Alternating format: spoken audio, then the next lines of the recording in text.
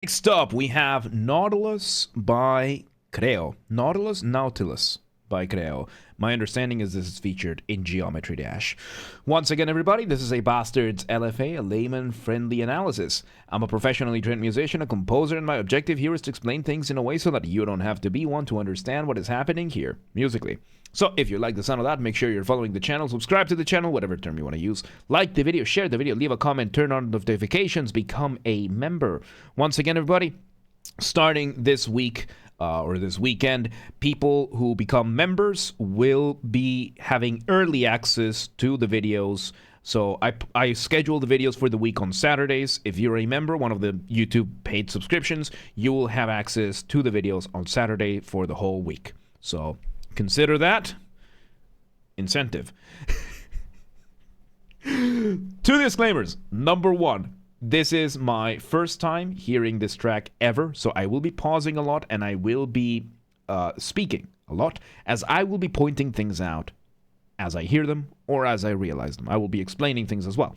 And number two, this is recorded live on stream on a single take. I will stumble upon my words. Whatever happens, happens.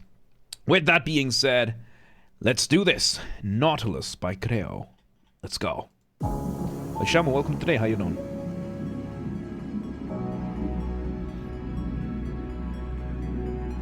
Okay, so we start with a piano. Finally playing two hands at the same time. So when it comes to a piano, or keyboard instruments, usually you have two layers. It is common nowadays to have the left hand, the lower end being the chords, and then the right hand being the melody.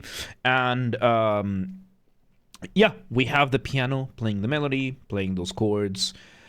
We have another synth giving us some downward going arpeggios. An arpeggio is when you play a chord one note at a time, which is precisely what is happening here. Very lovely, very nice. And now we're getting a repetition of this. I like that the melody, and by the way, the melody being played on the piano, I assume that is our motif. Motif being the smallest version of your musical idea, the seed, the essence from which everything else comes from. So let's see where this goes. Let's see where this goes. Variation. I can hear the drums in the distance. The arpeggio is now going upwards. We have another synth giving us some chords in the background, extra texture. It sounds like strings. Oh, I like that. So we went from the arpeggios being like these chimey, this chime-like sound, to being these like fading in sounds. Very, very cool. We're about to build up for the hitting of the first drums. Let's see where this goes. No, we didn't. Piano melody. More piano melody. Very lovely. Ooh. Okay, so we bring in one hit of the drums, and the expectation is killing me. We have that. We bring in the melody to a different instrument. So once again, everybody, when you are making music, you're doing one of two things. You are building tension or you are resolving the tension. This point in between we usually call the cadence, and with an end cadence. So it's very, very, very, very good. Like Creo has, if there's one thing I've seen Creo do, is mastering the art of creating expectation, whether that is with the build-ups that he makes or with silence. The silence from the drums, we are building these drums up, we are building the expectation of the drums, and the longer we go without drums, the higher the expectation we have. We are 45 seconds in, we had one hit of the drums, which is now being this is very good. This is very good. Let's see where it goes. That's another one. We switch the melody to this other synth, and we're still sprinkling that drum beat. And there we go. Ooh. Okay, so now we're bringing another melody kind of in the bass line. We are building up. We're getting that distant bass drum. and we are slowly revealing everything. We're removing the filter, basically, making everything sound clearer as we build up towards what I think is going to be our first drop. Let's see where this goes. Yeah, let's see where this goes. Very...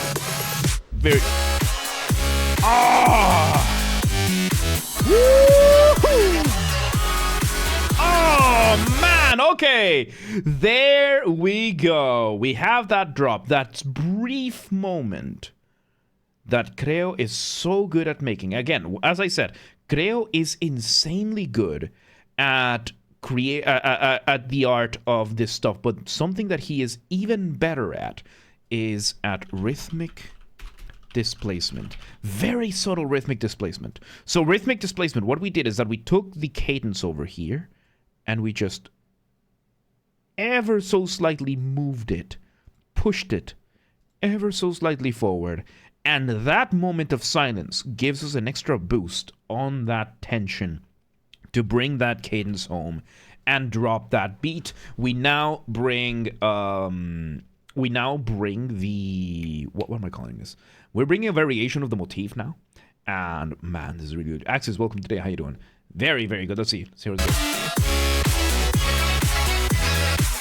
And we're side chaining. We are side chaining. So side chain is when your bass drum gets the focal point. So whenever the bass drum hits, everything else shuts up. But it's happening so quickly that it's giving you the sense of fading in and out for the rest of the music, which gives this like undulating feeling to this whole thing. It's really cool. Let's see where this goes, because it's just fun. It's just fun. And before I continue, when you're making music, you want a careful balance between what is familiar and what is new. Too much familiarity, too much repetition, too much repetition, you risk boring the listener, they tune out.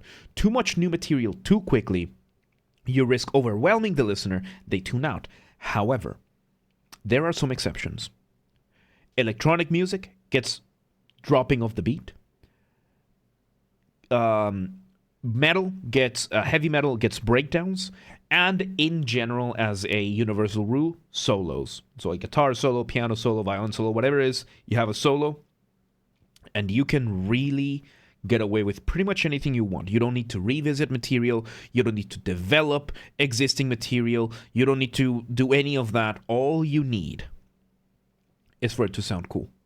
If it sounds cool and it fits enough, you can get away with it. And rule of cool. Rule of cool is very often what drives dropping beats, breakdowns, or solos. Let's see where this goes. Right now we have a really, really cool dropping of the beat. Let's see where this goes. Which we're still doing the motif. Oh!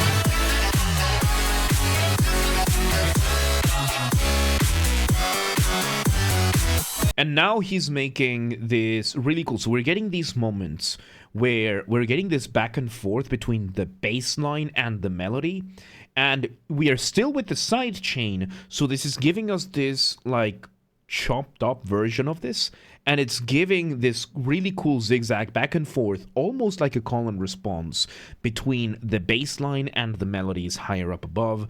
Really, really cool. We are still doing variations on the motif, and this is really good. And Brolaf, this is from the live queue, so not yet. Let's see where this goes.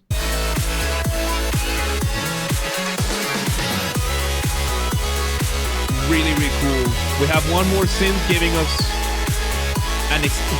we are having one of the synths giving us what I think is a reduction of the motif. So when it comes to motific development, you can do something called reduction. Reduction within the U, thank you. Reduction.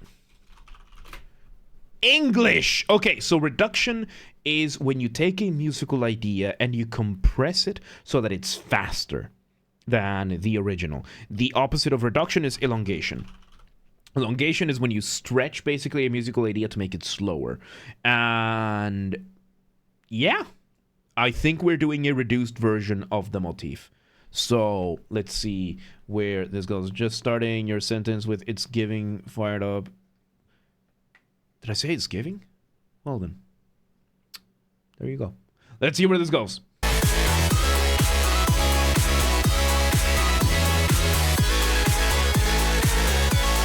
Nice.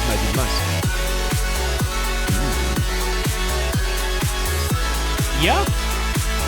So now we're having a reduced version of this. We're repeating this, and now, and thank you for hanging out, Night Owl. Thank you for hanging out. Have a good one.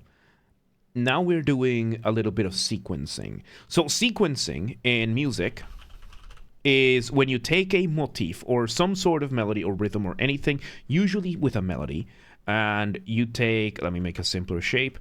You take, let's say, this kind of shape, and instead of repeating it as is, you change the starting point, and you change the starting point of where it is. Imagine that these look the exact same, and yeah, that's a sequence, because now you're creating this hidden meta line of whatever starting or ending points you are doing. It's a really, really cool way of developing things, and in general, it's just pretty good. Let's see where this goes.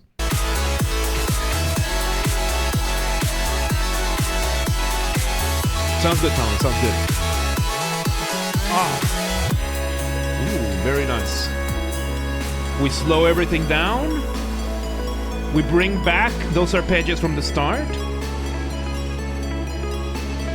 And we engage on a polyrhythm. So yes, off the ramp we go. First off the ramp we go. Going off the ramp is a colloquial term that I use. Colloquial, I mean that there's no official academic term for this, or at least I'm not using it for the sake of simplicity. Going off the ramp is what I call a transition. It can be as short as a single beat. It can be as long as an entire section. And the purpose of it is to make your listener feel suspended up in the air at the mercy of inertia, kind of like going off a ramp, waiting to see where we land. How do you do that? Remove the drums, maybe the bass as well.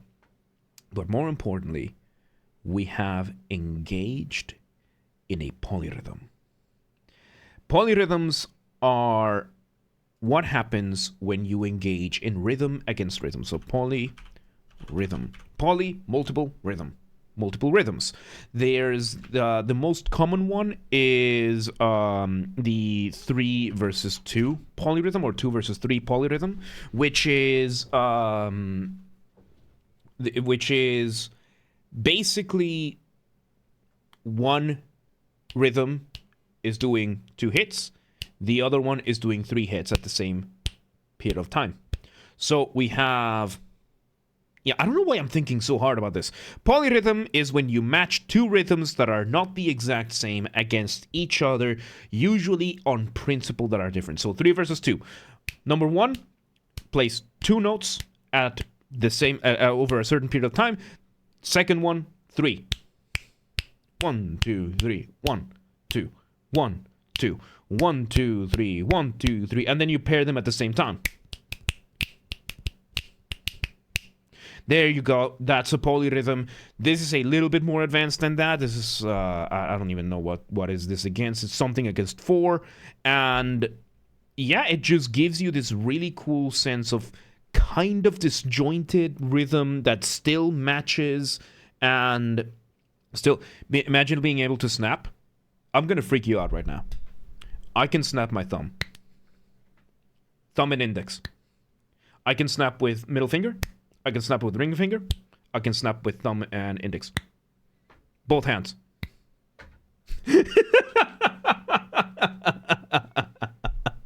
There you go. There you go. And I can clap with one hand. There you go. It's not as loud as actual clap, but there you go. There you go. I can actually snap with thumb. So there you go. Let's see. So yes, we're having this polyrhythm. We're having this, I think it's an arpeggio as well, giving us kind of a contrary motion to the arpeggio that is from the above. So yeah, there you go. I can whistle. I can only whistle. I can't whistle too loud. I can do the usual like the exhaled one not as well, but yeah. You hate my long hair? Thanks, I grew it myself. So let's see where this goes.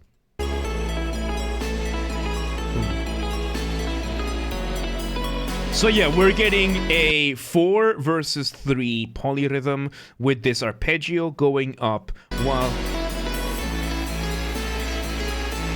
Yep, we are having a 4 versus 3 contrary motion arpeggio polyrhythm. So, the concept of contrary motion. So when it comes to counterpoint, the study of melodies, how they interact with each other, usually what happens when you pit more than one against each other. In this case, arpeggios, the cool thing about arpeggios is that they're the middle ground between a chord and a melody. You turn a chord into a melody by playing the chord one note at a time. So when it comes to counterpoint, you have the concept of motion, which way your melodies are going. There are 3 types. There's parallel, there's similar, and there's contrary motion. So the way it works, right? You have 2 melodies. Parallel motion means both of them are doing the exact same thing, except for from different points in the scale. Similar motion is when they are mostly going the same way, but there's not the exact same motion. Contrary means one goes up, the other one goes down, and vice versa. And right now what we are having, we have the chimes up above going, I think, downwards, while the lower one is going upwards, and they are just repeating this really, really cool motion that is just really, really cool. And we're having a polyrhythm. The lower one is in 3, the upper one is in 4, giving us a very, very cool polyrhythm. Let's see where it goes. Oh, man.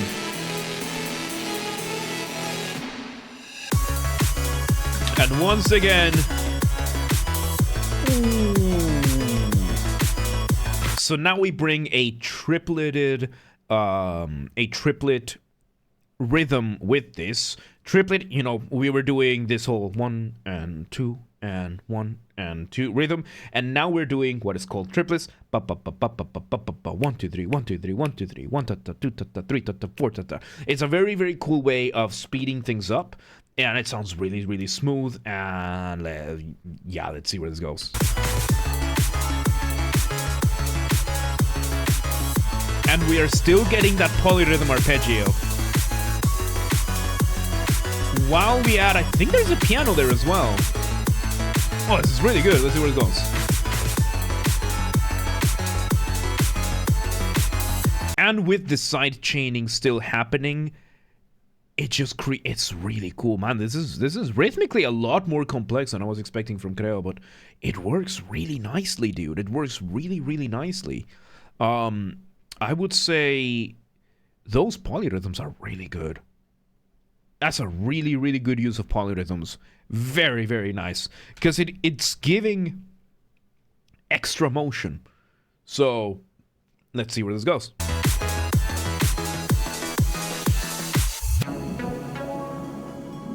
Oh, there we go. Now off the ramp again. Bringing a natural melody.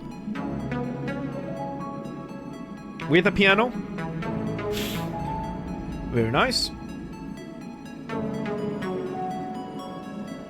Inverted version of the melody now. So inversion, another way of developing motifs. So the concept of inversion is you take whatever melodic shape that you have, you grab this and you flip it upside down, which is precisely what happened. We are doing a repetition, a bit of sequencing, and we are inverting the melody to just give you an inverted, like, more variation to the melody. Let's see where this goes.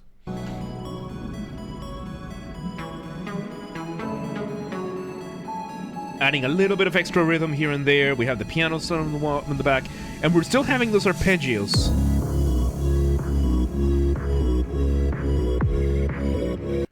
Interesting. So this bass line that we're getting, it's side-chained. It sounds side-chained, but there's no bass drum to side-chain with.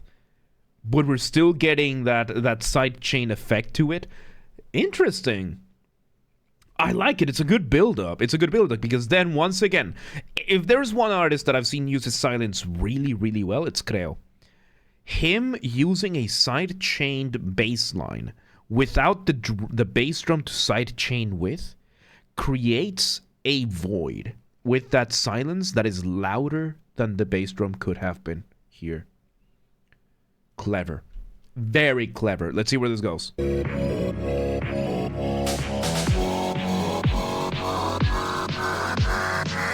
Now we bring, there's the kick, there's the bass drum. Silence again, and there we go. Ooh, dropping the beat. We're doing whatever we want now. So some of that melody that we're hearing, so the bass line is carrying a variation of one of the variations, I think, of the motif, while we have another synth giving us a really cool, just really cool texture. Functionally, it's kind of doing some of the arpeggios, kind of not. It's going back and forth, but in general, yeah, this is the climax. This is the concept of dropping the beat. Creo is just having fun here, and it's brought something that just sounds cool. So let's see where this goes.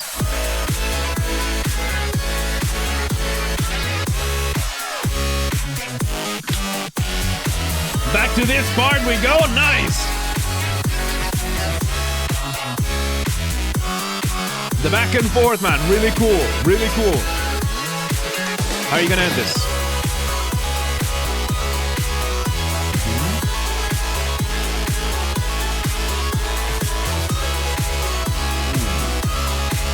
Okay, we have now. Back to the bass line we go. The bass line motif. Sequenced a little bit. How are you gonna end this?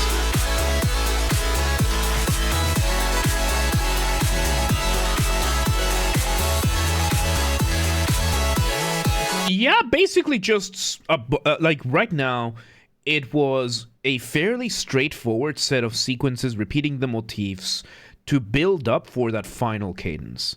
I would say not. It's not that it's nothing too. It's not that it's nothing special. It's that it's fairly straightforward. A good way of toning things down after the outro. There's just not. There's nothing really too new over here other than the sequence for creating that final cadence. Straightforward. It's not bad. It's still really good. I'm just trying to think, like, there's not too much for me to extract from this, because it's still the same material. We're just sequencing it to create that that final cadence. Let's see how this ends.